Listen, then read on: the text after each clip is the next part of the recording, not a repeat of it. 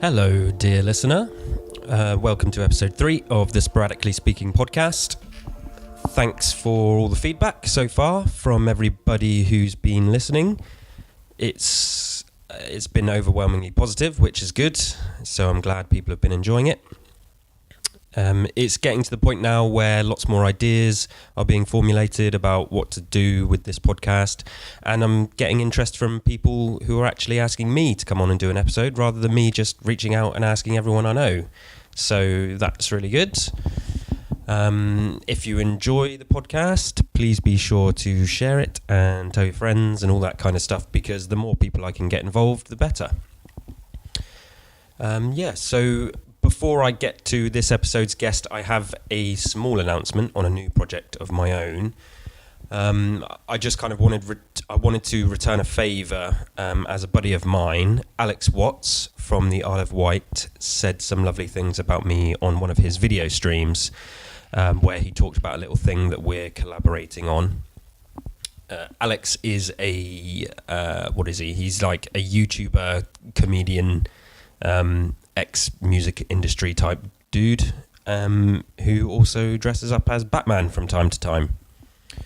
I won't go into it too much now, what we're doing, because it's still kind of being worked out and all that stuff. But basically, it's a sort of documentary type thing, possibly short YouTube series thing, which is going to be focused around the organising of the Isle of Wight Comic-Con. So that's a Comic-Con which is happening in October this year, and there's some insanely amazing people lined up for it. I'm going to be on video duty for Alex, and we're going to try and capture a lot of the process leading up to it and stuff, and hopefully give people a bit of an insight into how it all works. And also how Alex is going to be kind of balancing himself as both a fan and as a host at the con. But yeah, so that's kind of a brief summary. I know I said I wasn't going to get into it, but there's still lots to be worked out. More on it as it develops. I'll probably have Alex on for an episode soon, and we can talk all about it. Go to islandcon.co.uk for more info on the convention itself. And you can find Alex on Facebook. Just search for Alex Watts blog and you'll see his lovely face. So this episode 3, my guest is a very unique and wonderful woman. It's Emma Friendship-Kilburn. I've known Em for a long time, but first became aware of her as part of a local band / pop duo, Moontown, back in the mid to late 2000s. Em is a singer and currently also runs a successful marketing business. She has a personality and outlook on life which is extremely vibrant, and I think that shines through in this episode. And you know, she's one of these people that as soon as you meet her, she instantly rubs off on you right from the get-go. She's had lots of ups and downs in music and also her personal life, and we talk all about that here. We get into how Moontown started and her thoughts on the music industry today, how her business came about, and of course her first new music in 6 years, which is going to be releasing very soon. So that's it. I'll stop rambling on. I had a lovely time catching up with her, and I hope you enjoy our chat. So let's get on with it.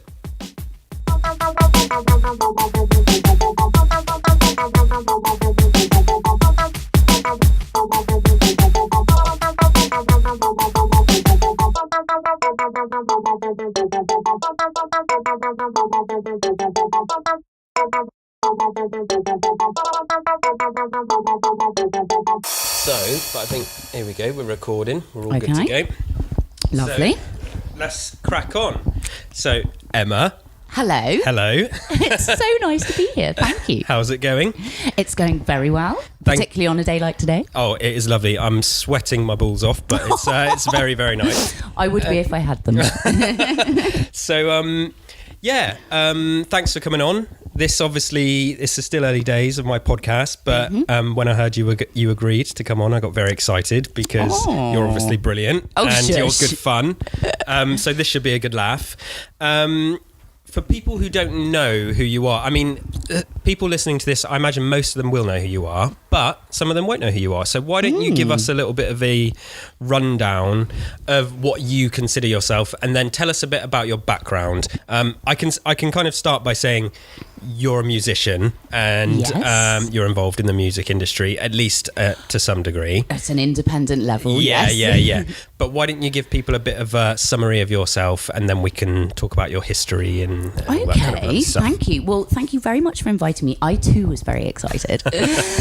So my name is Emma Friendship-Kilburn, and I am a creative, although I'm also quite sort of analytical and business focused. So I own a business at the same time as being a musician, and in terms of being a musician, I am a vocalist. So I write my own songs. I have done since I was 6. I love writing all sorts of content. Words and the English language and many other languages are very interesting to me. So I would say I'm super friendly. I am definitely friendship by nature as well as friendship by name. Love it. Nominative determinism in action.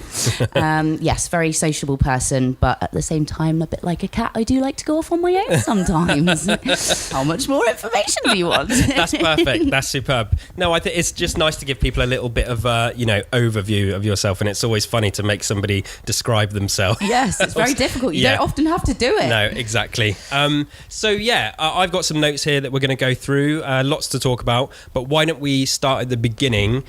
Tell us a little bit about because if I remember rightly, that's quite interesting as well, where you grew up and how you first kind of fell in love with music.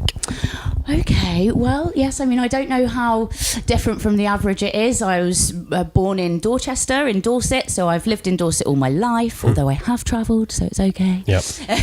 And so I was, born in Dorchester in a house in just suburban area, and at a very young age, I became interested in music really through my parents. So they were very musical. My dad used to be a DJ and put on music nights with his twin called Gemini, hilariously, back in the 70s. Yeah. And mum was a nurse. They're both sort of creative people, not hippies at all, although you think they would be because of my name, but actually that's a previous surname from my mum's side of the family. Yeah. And oh God, I'm getting stuck here. Sorry.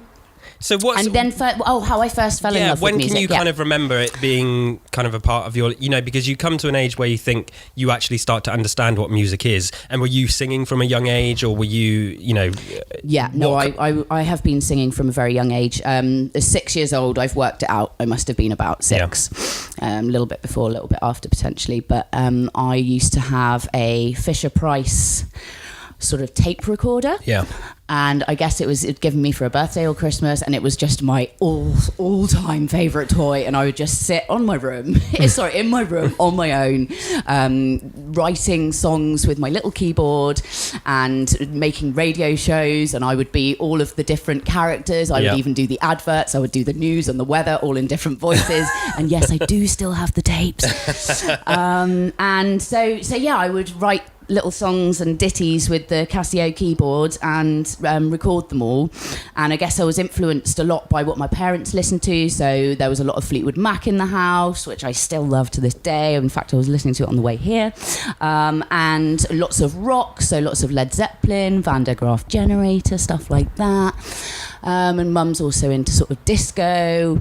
I had quite an eclectic mix. And my grandfather was a sort of semi-professional, famous tenor opera singer. Oh, wow. Yeah. So I think, I've got that in the blood. That was, Dad's dad. Yeah.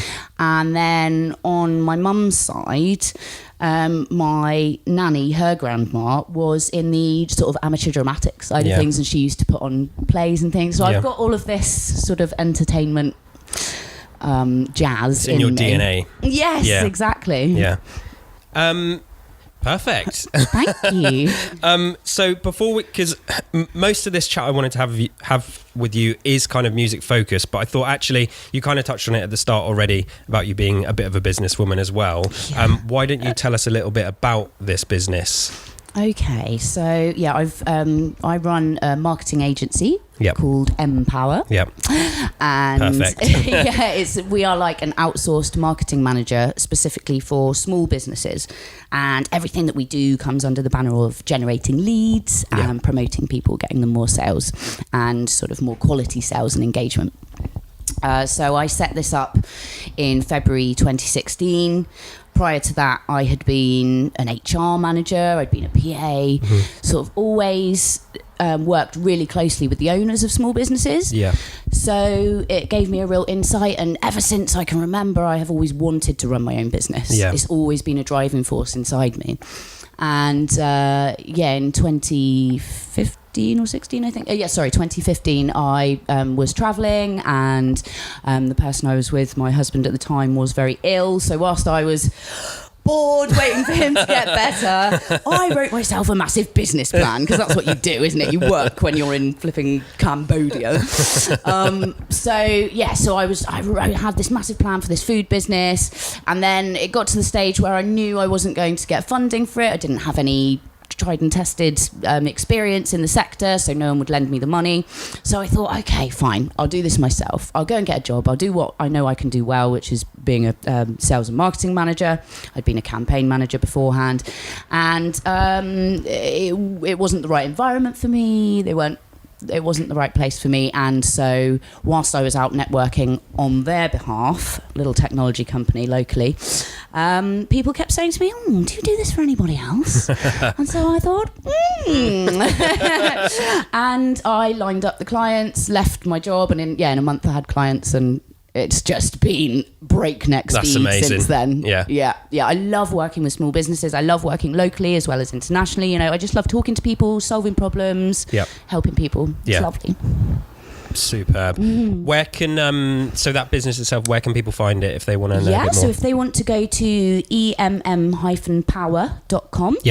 That is our website, and of course you can find me on LinkedIn, and we're all over social, because we specialise in social media as well as telemarketing and all the other sort of promotional marketing jazz. Very nice. I thought it was important to get that in there, because that's obviously a big part of your life at the moment. Definitely. And I think I can remember those couple of years ago getting an invite to the Facebook page of emm-power, really? And I because even the logo, I thought, oh my god, that's so Emma, it's ridiculous. And to see it go from just you inviting those first few people to Facebook to now you employing people, and having all these clients is just like, I'm so happy for you. So it's really good. Thank you. That's really interesting to hear that you have sort of watched the journey. And I forget that people will have seen it all grow and change and expand. And gosh, I mean, we're having our 8th worker starting in a month and a half's time. It's brilliant. It is crazy. Yeah. I mean, especially today. I mean, I'm always...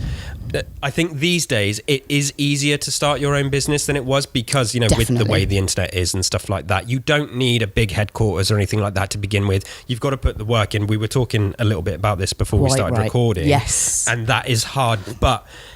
it's easier to start your own business. So if you've got the right attitude and the talent and all that stuff, there's no reason why it can't take off. So I'm pleased it's going so well for you. Thank you. Well, I think that you will be doing the same thing. We will watch you do the same thing. Yeah, that's the dream, isn't it? I think having your own business is, that is the dream. So it's great that it's all working out, and I hope that continues to work out. Thank you. I mean, it is so funny that we all talk about it being the dream, because actually it's more hard work and more stress than ever working for anybody else.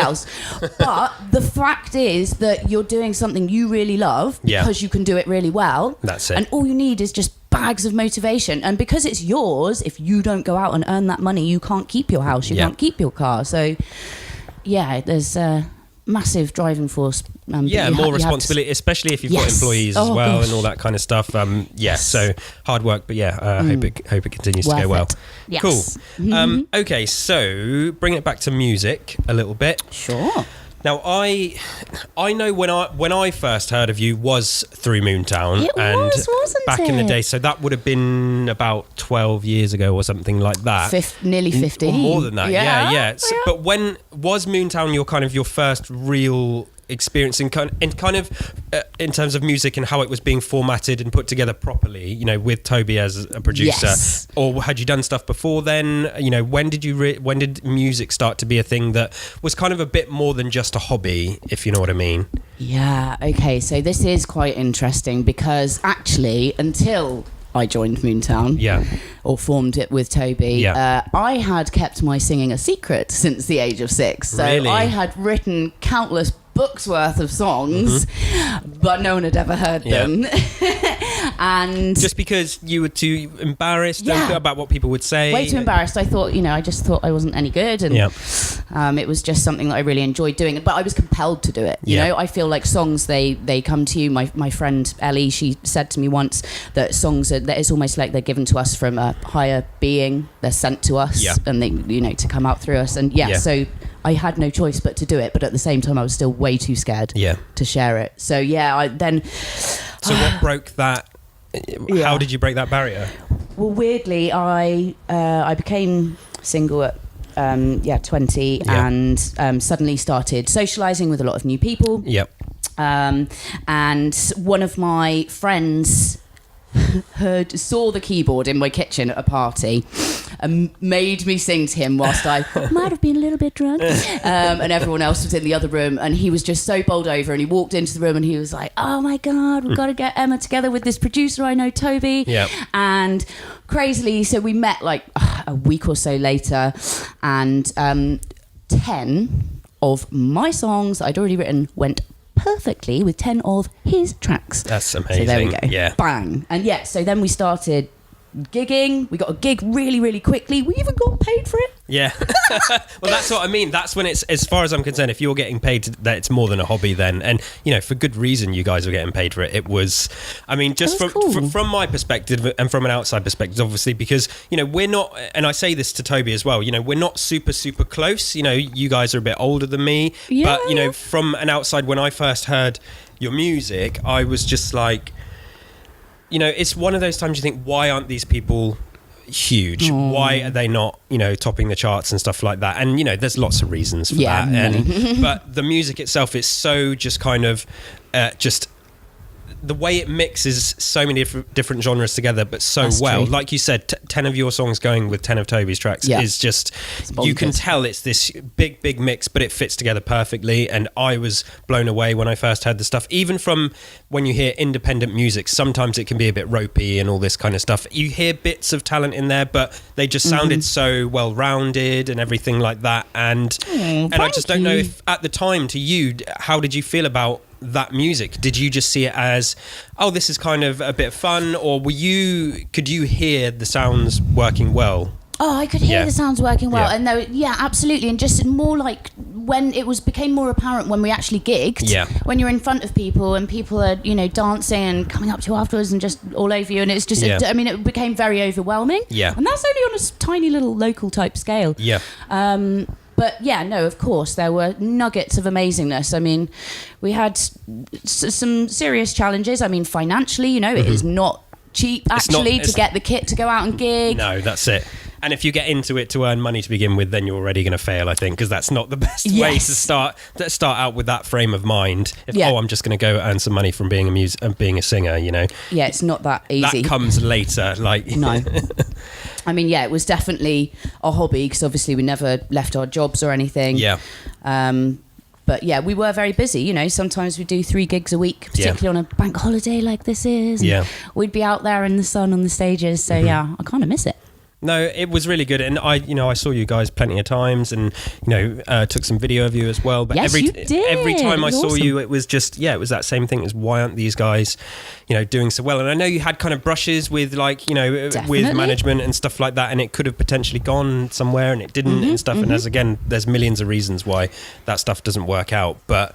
Yeah, and that was even one of Fleetwood Mac's producers, That's the one, yeah. Stevie Nicks' producer. We worked with him, and there was like some stuff with Artful Dodgers friends, and sort of going up to London and things, and then doing some recording in a London studio. As you say, lots of different brushes, but. Maybe it just takes a few more chances, or maybe it never happens and I'm still happy because, I'm still being creative. It's getting it out of my system. I was going to say, at the end of the day, it doesn't really matter. When I say things like topping the charts, and even to me, I mean, today that's probably a more ridiculous thing to say as well, because, that it's just different how everything works. But yeah, I really love the Moontown music, and I think it was really, really good. And I think in the area there was little sparks of talent from other musicians as well, and just creatives generally, including yourself. We were all a power team. That's the thing, and you don't back then you don't really people outside of Dorset don't consider Dorset a creative hub at all. Not at all. But we are down here, and stuff was happening, and Toby is a great producer. I know he's still trying to do music today as well. And, anytime I'd hear his stuff, it's so well mastered and so well produced. And there's people like him and yourself that just have so much going for them. And it does break my heart a little bit that it's, you think, oh, why are you not like huge superstars? But long way to a short point, that doesn't matter. It's about being happy in what you're doing, and with your business and the stuff you're doing now, it's if you're happy, that is all that matters. So it is just feeling accomplished and feeling satisfied, going forward with things that just you feel compelled to do. It's good for the soul, I think, to do these extracurricular activities. Yeah, no, absolutely. And you said a minute ago as well, like how you feel sometimes these songs and things come from a higher power, which I think is a really interesting thing, because, creatively, if you're trying to, and I suppose this can kind of lead into maybe what you're doing now and with some new music, trying to force creativity is sometimes a difficult thing, but how do you get in that frame of mind to write a song, or to,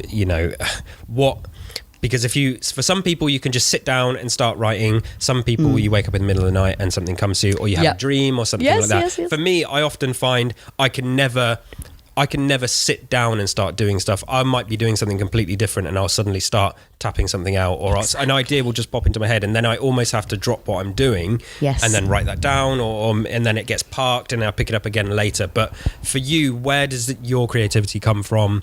For music and for anything really. What kind of, where's the inspiration, sort of thing?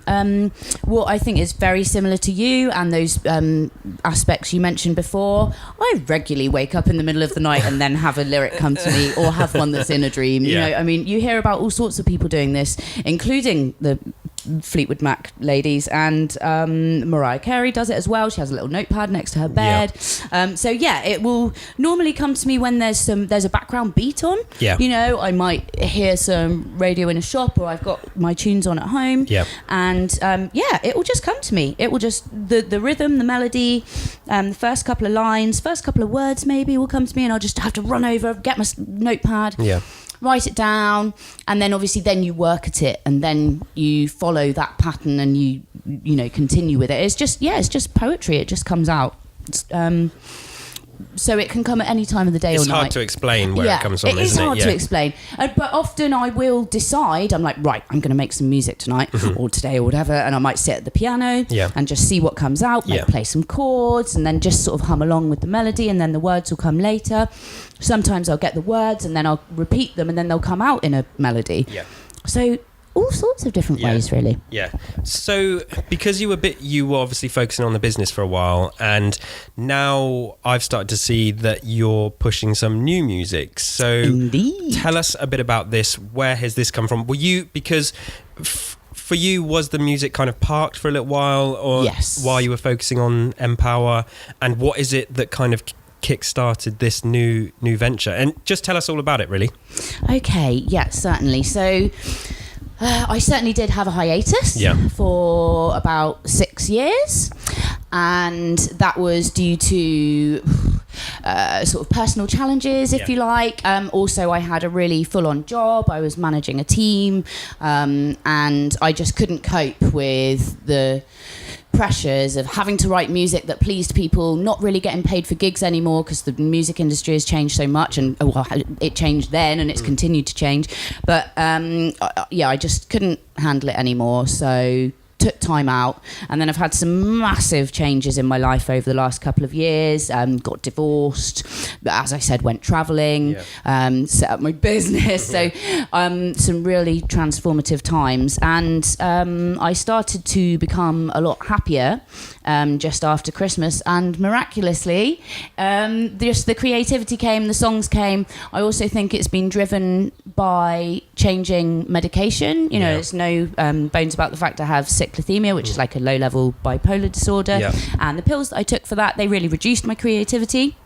As soon as I came down off of them, then that's everything started coming isn't back. It? I mean, that's kind of, it was suppressing something in you. Oh, it was hugely, keeping me level. No extremes in emotion, and all of those sort of buzzy inspired bits, they weren't happening. They were dulled down. I've ended up writing about 15 songs in a week. The first week it was just crazy, telling all of my family and friends, and just oh my god, it's back, all pent up, I suppose, as well, for a little while, and so much to draw on. So much to draw on, because as you know, it's like a sort of therapeutic thing to write about your maybe traumas and upsets, and obviously I had been through to hell and back, really. So being able to get all of that angst out on paper, and now record a load of it. So how did you get from that, from it first just all kind of coming out in this like burst of creativity and all this new music, to then actually move towards putting it out for other people to hear as well?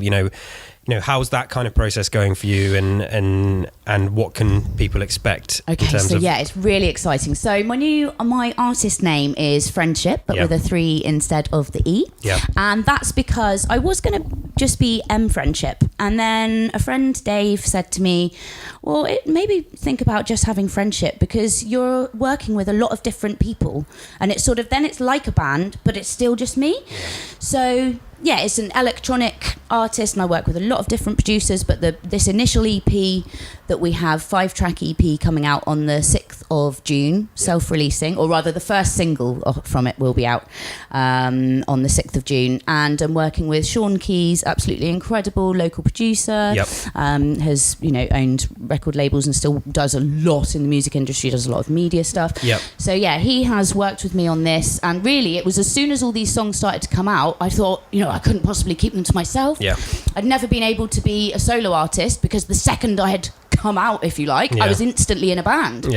So now being on my own, and realizing that, oh my gosh, I could do something with this, I can do whatever I like, it's all down to me, such control. So I've got so many contacts, such a big music network from everything that I did before with playing in the band and putting on music events and things.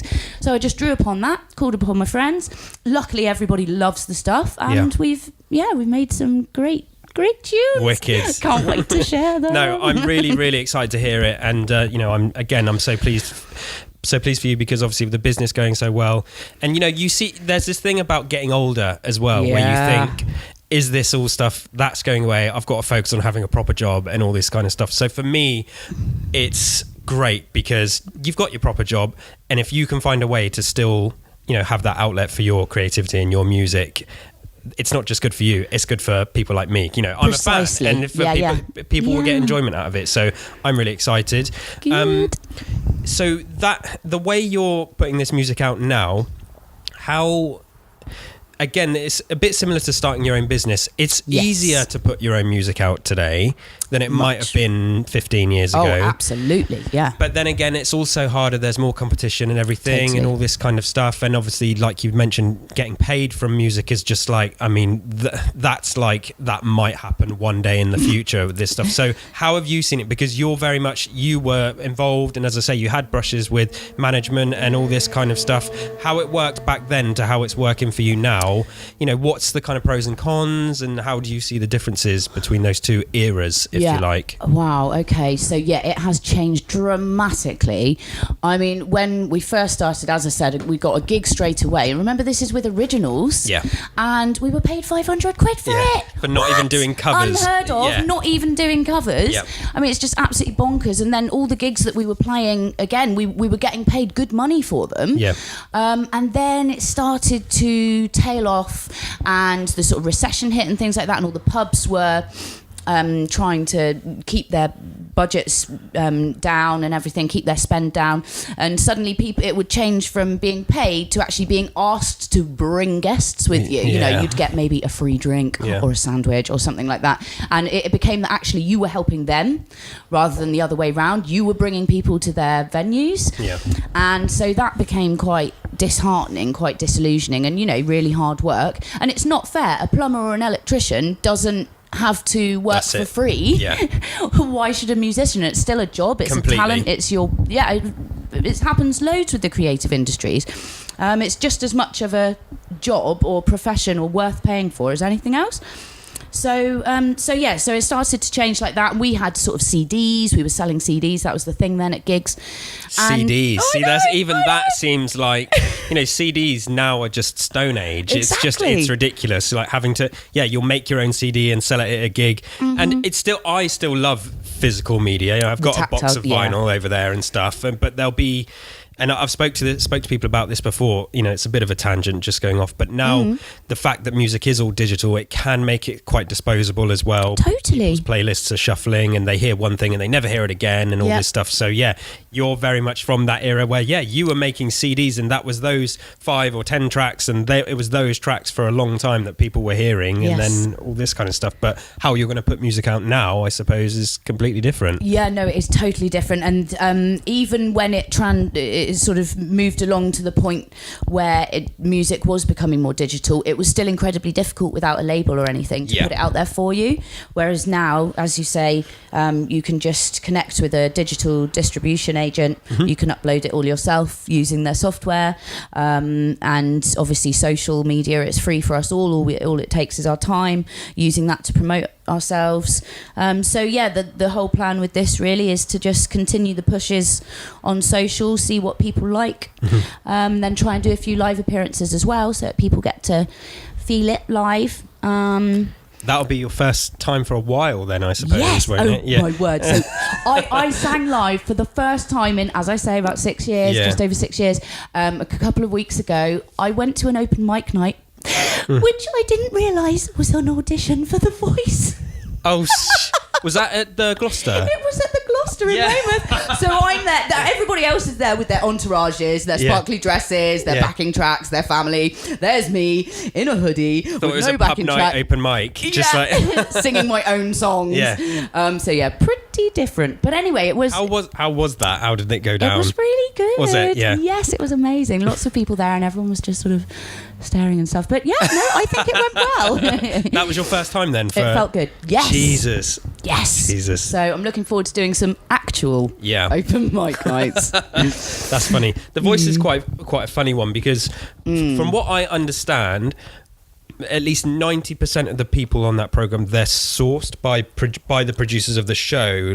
So there must have been somebody there from the show at the Gloucester, and they're watching, and people don't send in an audition tape to the show. They get picked out, and it's people, because that's why you often get on there like ex-band members and stuff like that, and things. They think, that guy was good or that girl was good, let's get them on. So it's a funny show, which I mean, it's kind of good. I know somebody else who was offered to go on it, but they Really? But they turned it down because they weren't allowed to sing their own songs. Oh, right. But that was like year one of the show, I think, and now that's completely changed, and now they let originals because they know that people love originals. Yeah, now, it's very much changed. And also this happened with the X Factor, I think, last year. Yeah. Is that so many of the winners and finalists and things were original artists writing their own stuff. And I think that actually there's a real drought for original artists, Yeah. and people are fed up of seeing puppets that have been manufactured by other people, and also, you know, everyone's searching for new talent so that we can all have wonderful new things to listen to, and obviously, yes, it will make people lots of money.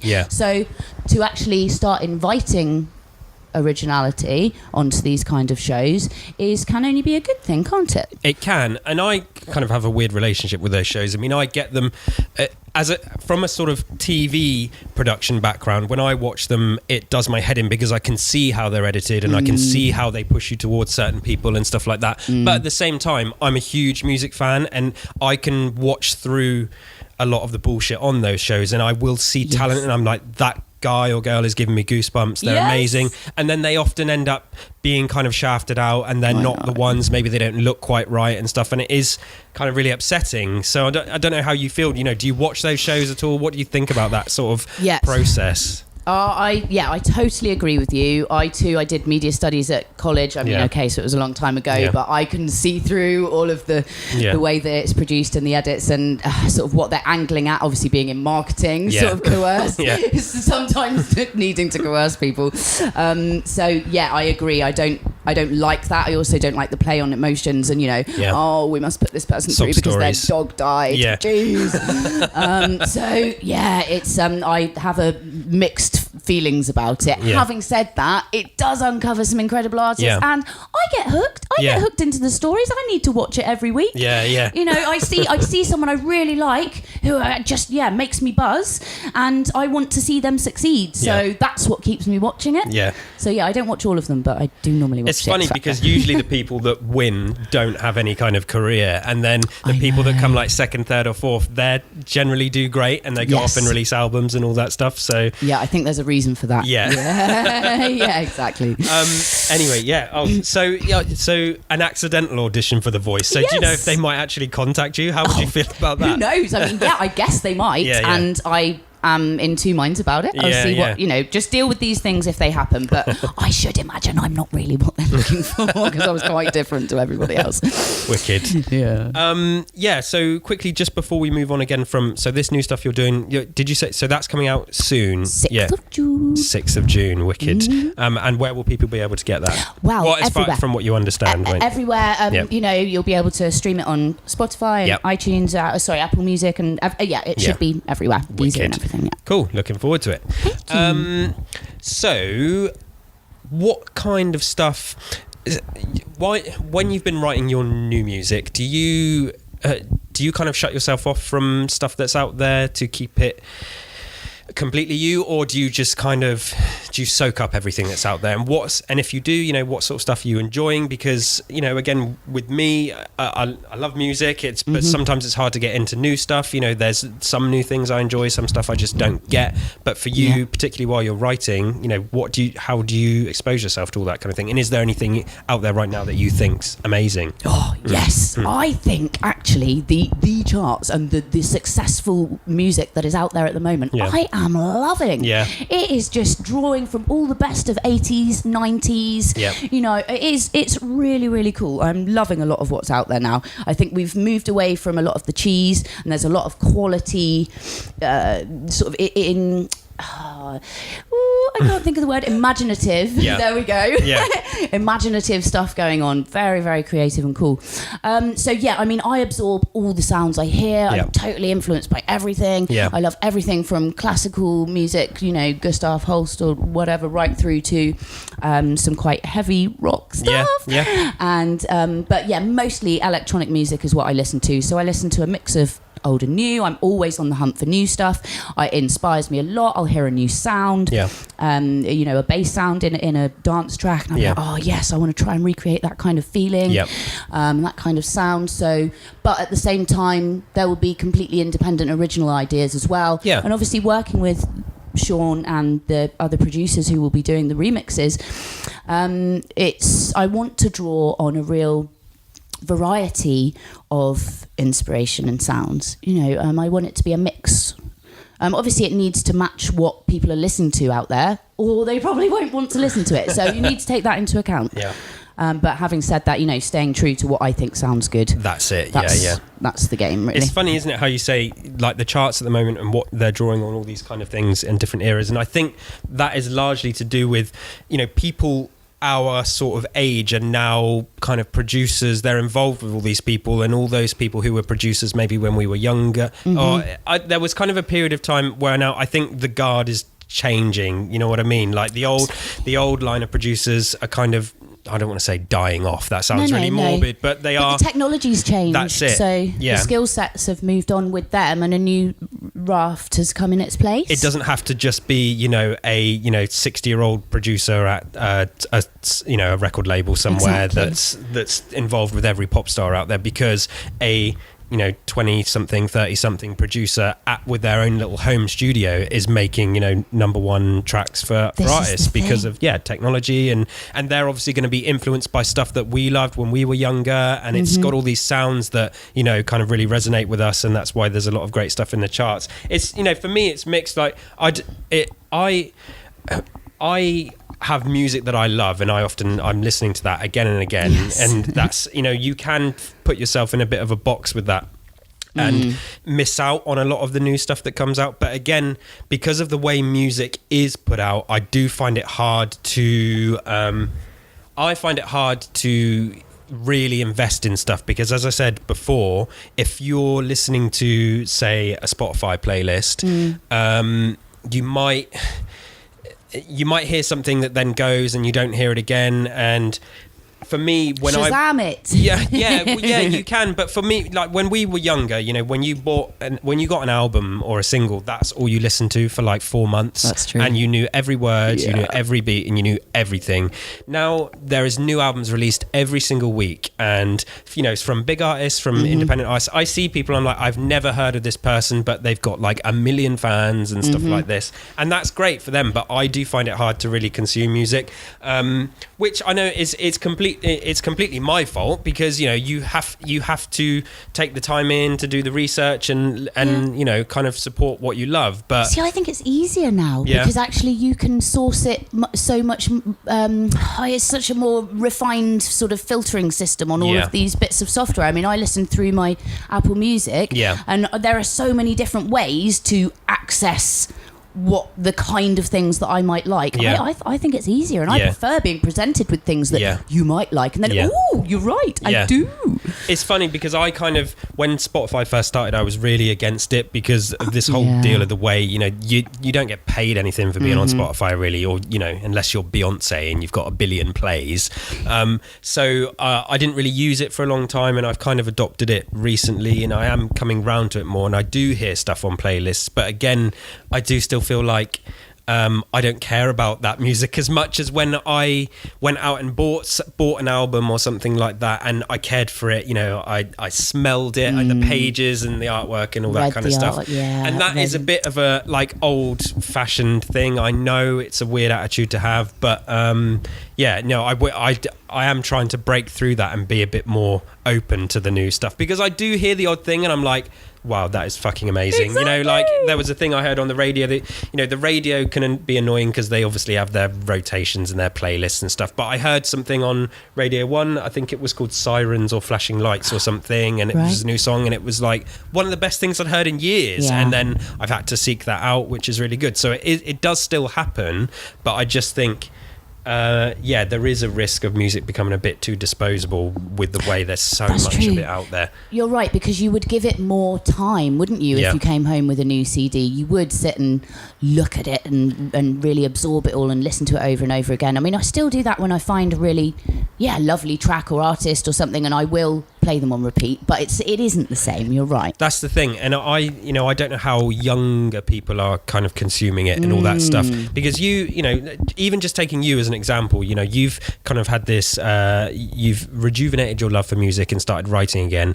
You're putting all this time and effort into this music, and then it can go out there and someone might love it and they listen to it for 10 minutes and that's it, and they kind of, and then they Never move on with listen. their lives. And it's like, hang on, this person put all this effort into, and it's a weird, tricky thing that I'm still trying to get my head around and get used to, because I think there's a lot of, even when you said about getting paid for gigs and how venues were wanting you to do them a favor. Now I think there is a bit of an entitlement sometimes where people think, why should I pay for music? Why should I pay for this and pay for that? And I think it's so important. If you love music, you should find some way to support the artists that you love. And okay, if you can't afford to, that's fine. I get it, not everyone can afford to, but try to find other ways. Go to their gigs, buy their merchandise, and when you can. But things like Spotify, I'm still a bit borderline with them, and I use it. I'm a complete hypocrite. It's literally on, the app's on the TV right now, and it's a weird one. It's all just changing so fast, and finding ways to keep up with it is difficult. I mean, I imagine anyway. I don't, seriously, produce music, the way you do, and but it's just, it's funny to me how everything's changed from. Even when I'm not that old, and we're not that old, but it is completely different. But people like my dad would have the same sort of opinion about vinyl, although vinyl is different again, because let's face it sounds different. Yeah. But having that sleeve and there is just something so wonderful about the tangible nature of vinyl, and obviously they thought as we do about this digital side of things when the CDs came out. So I just think music has the kind of power to literally change everything about you. An album may change the way you think about the world. About life. Yes. It's just, and I think it's sad to think that effect might be getting lost, because I think it was Noel Gallagher I watched talking about this, and he said about how it really pisses him off that people will spend like a tenner on 2 coffees, but they won't spend a tenner on an album, and that coffee lasts you an hour. If that, but the album might change the way you think, speak, dress, and view the world, and all this kind of stuff. It's so. In terms of the value of music today, and it sounds like I'm being kind of all morbid and negative about it. It's not, but it's because I love it, and I know you do as well.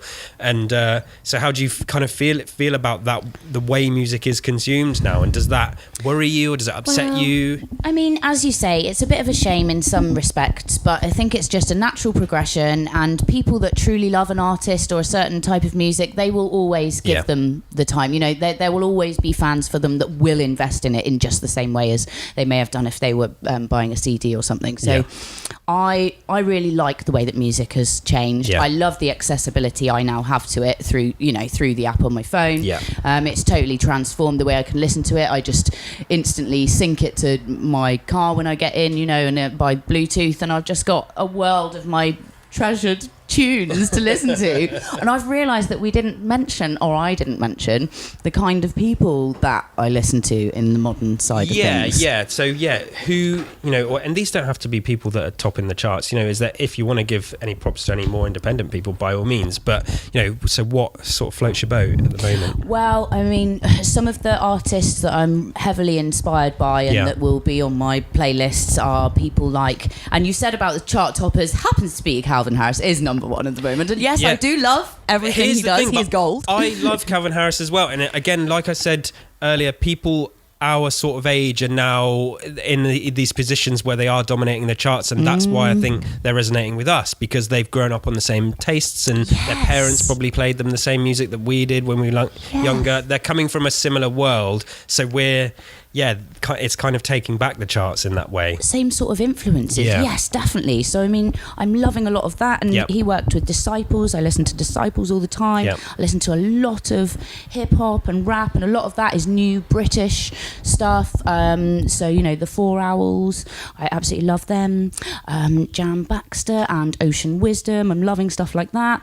I listen to a lot of drum and bass, so Delta Heavy, Nero, Sub Focus, all that sort of thing.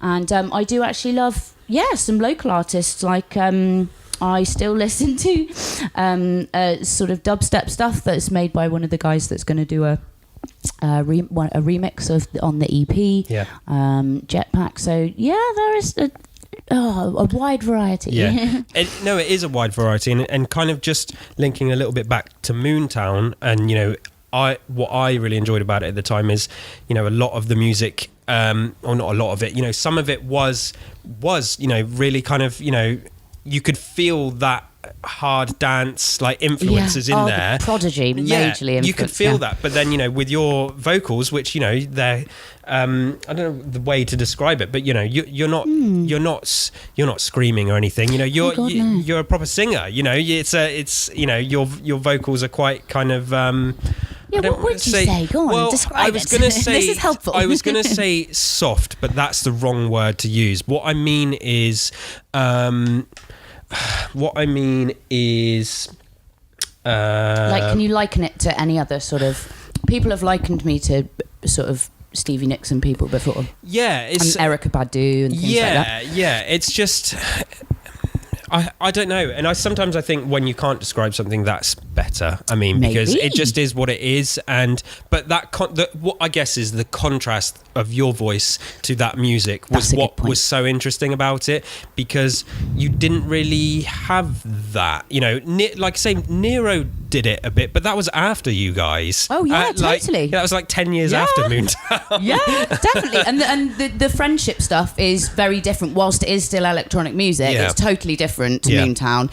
It's drawing on the future bass, so Flume apparently invented. And I listened to a lot of him, and it's definitely future bassy, trip hoppy, which obviously harks back to the early noughties and 90s. But Massive Attack and that kind of stuff. Exactly. And sort of Portishead as well. Beth, they apparently sound a little bit like her. So all good things. And it does contrast really well with the electronic beats, as you say. Yeah. I mean, the stuff that I'm doing now is nowhere near as heavy as the sort of Prodigy-inspired Moontown. But No, I'm looking forward to it. Just sits in nicely.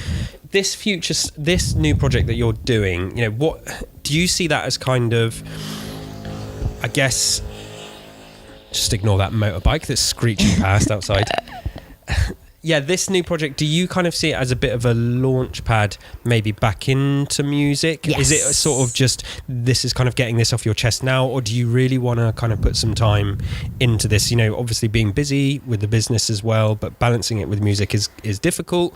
If you want something done, ask a busy person. If you want something done quickly, ask an even busier person. So I'm just a glutton for punishment. I just always got these ideas, and I just need to crack on now. I'm really, really impatient, so I won't wait, and I'll just get on with it. And I'm putting a lot of effort into it. Why not? I mean, obviously, yes, it is getting it out of my system, off my chest, if you like, and just something that I need to do personally. But having said that, why not combine it with trying to get it out to a big audience? I mean, you may as well. I may as well. No, it's good, because I think, as I say, the stuff was so good, or at least I'm speaking from my perspective. There's always you cannot please everyone. There's always going to be people that aren't really into it. But I just think not only your work ethic, but the sound that comes out of it at the end is really kind of admirable. So as I say, I'm really looking forward to it. Just going kind of a bit more back in time a little bit. So gig-wise and playing live gigs, I had some of the lads I was chatting to on my last podcast, I asked them the same sort of thing, and it's something I probably, it's just something I find interesting speaking to musicians about. What's your kind of, you've probably, because from what I can understand, you've done really, really good gigs, and then you've probably done gigs where you're performing to yourself. To one person. The barman. Toby would say that the saddest sound in the world is one person clapping at the end of the song. But is there any kind of, from the, I guess the Moontown days, is there any kind of highlights, gig-wise? What was your favourite thing, something that really sticks in your mind, that you guys did that you think was just, or was there something really, really terrible which you can just look back and laugh at right now? Because at the time you just want to die, but then it's like it's all. What does is it that much of a big deal? You're fine, So I have various gigging stories. I mean, okay, so I can think of three in particular. Yeah. So First one I'll mention is the very first gig we did. Yeah. It was in an eccentric, incredibly rich man's house. It was an enormous party that he was having, birthday party.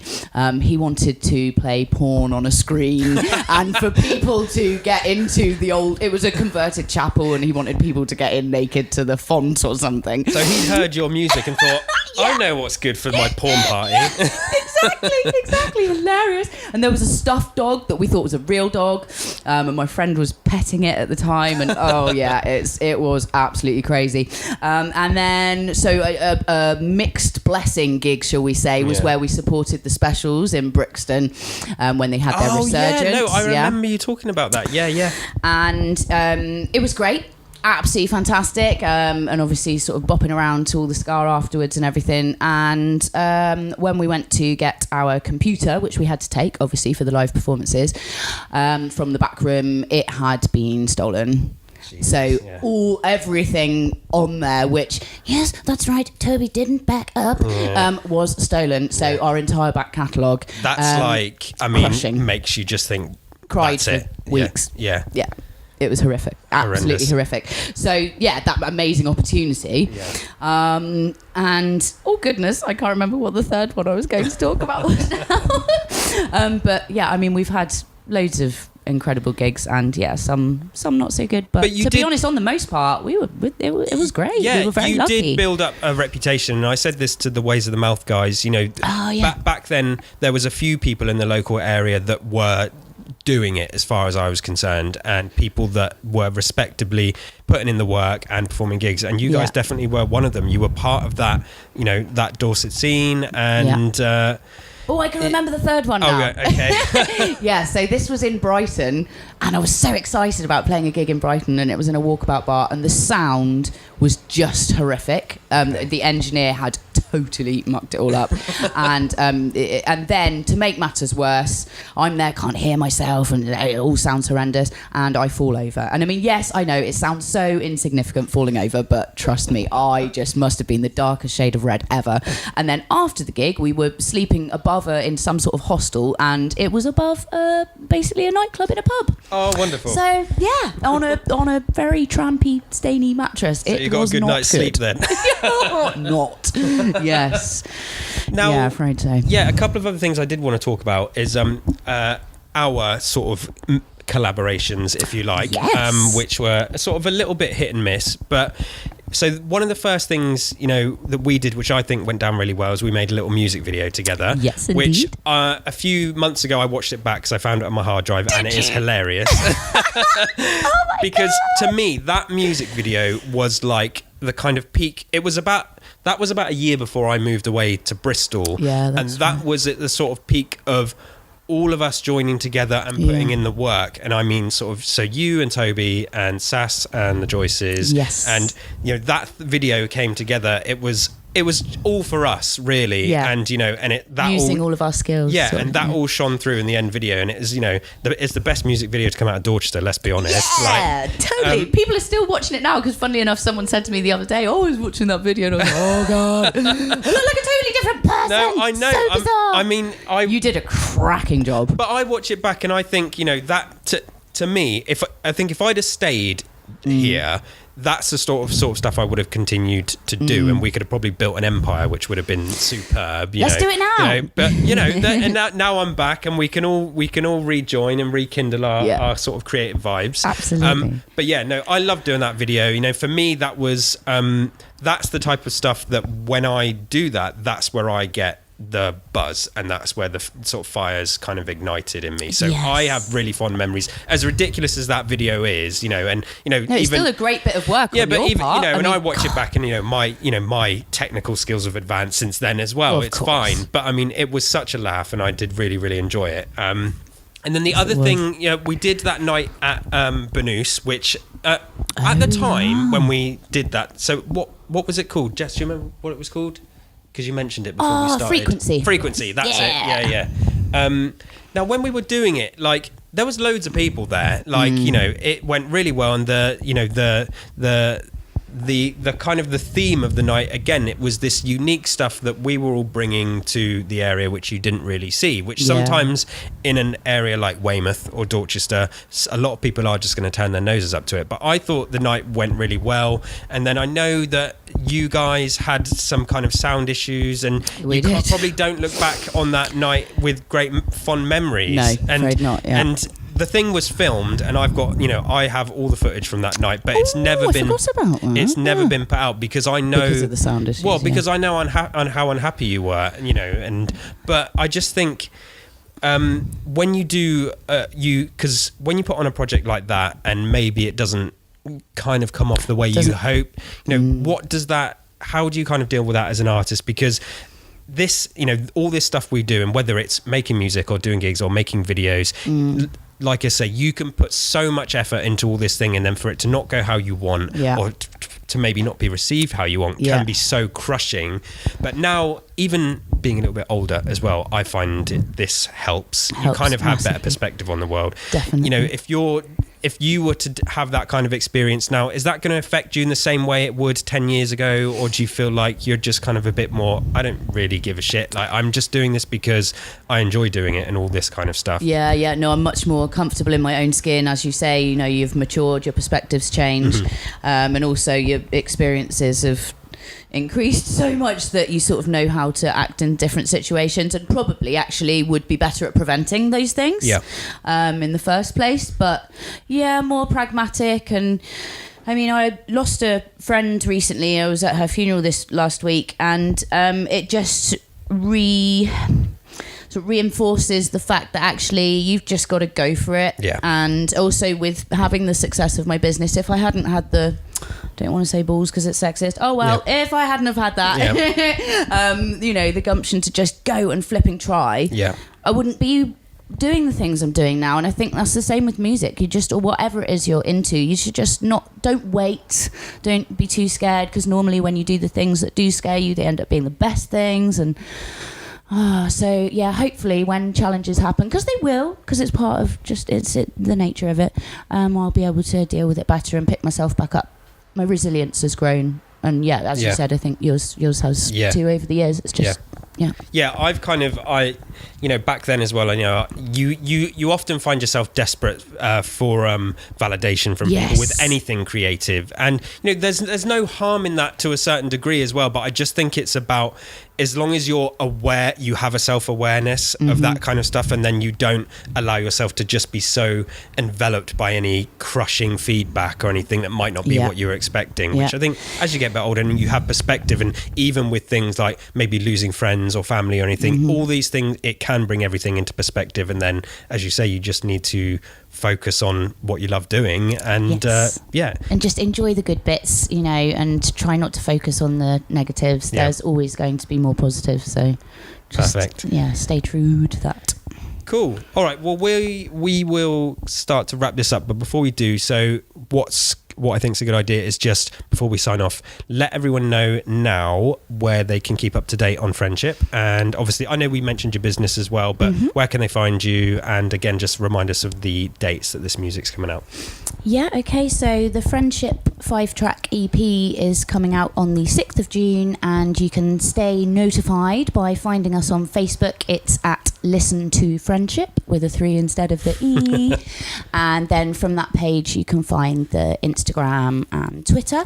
I will keep everybody filled with news and updates when I have them. With the business, it's emm-power Limited, emm-power, and I'd be very happy to answer any questions if anybody has any, talk to anybody about anything. So happy to chat.